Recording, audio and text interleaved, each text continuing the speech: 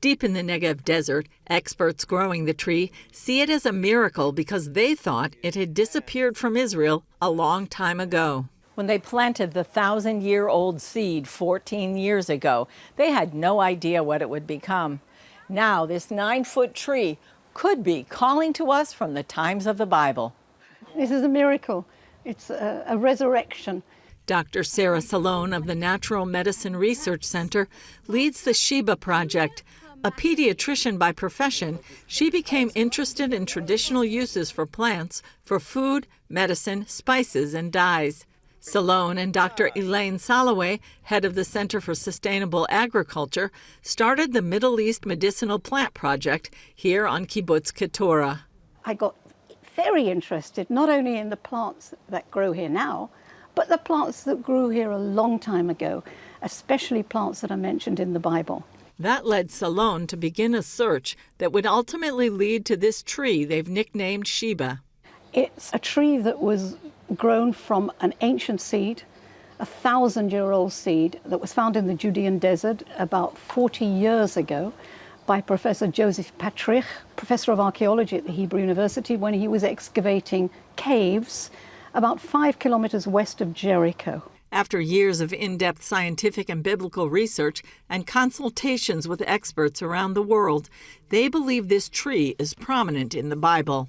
In the book of Genesis, which dates to about, at least the story of Jacob and his sons, to about 1,800 BCE, we find reference to something called tsori, and it's a resin from a tree or a bush.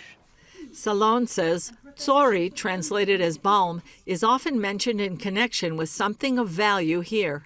Something of the land, the land of Israel, and something connected with healing, especially when it's talked about by Jeremiah and later by Ezekiel. Salone gave the seed to Soloway so she could take the next steps in growing it. An odd seed. I had never seen a seed like it before. Someone said to me, "It's an olive." So I said, "No, that's not an olive."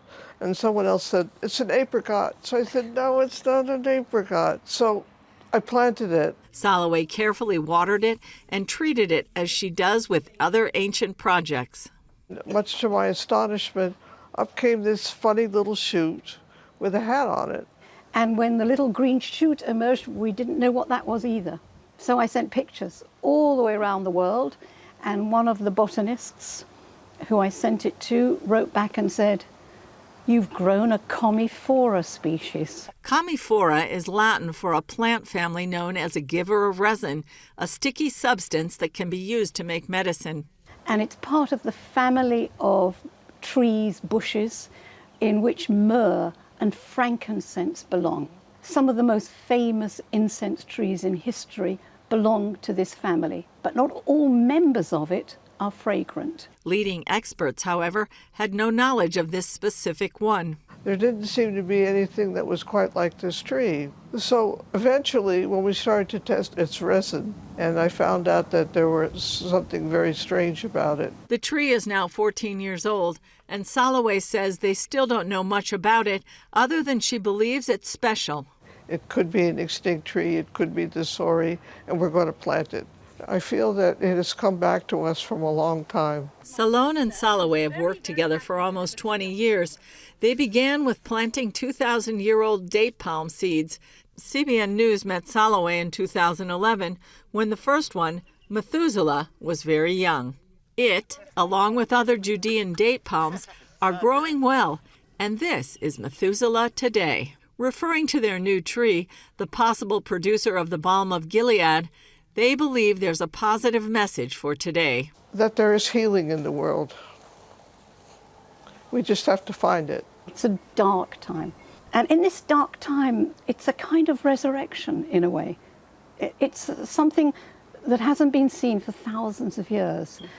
I think, to me, it represents light and hope.